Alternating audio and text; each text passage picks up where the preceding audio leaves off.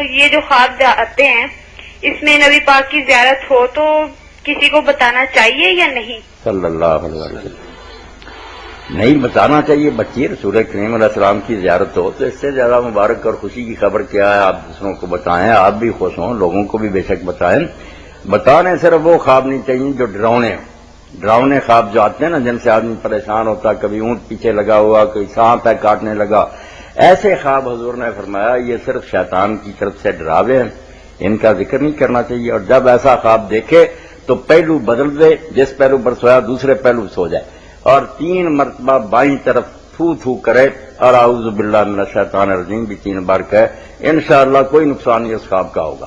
اس کا مطلب ہے کہ اچھا خواب آئے اور بتانا چاہیے, بالکل بتانا چاہیے, مگر بتانا انہیں کو میری بچی چاہیے جن کو اپنا خیر خواہ سمجھے. کئی حاسد لوگ ہوتے ہیں نا, وہ بھی برا مناتے اچھی خواب سے جل جاتے ہیں.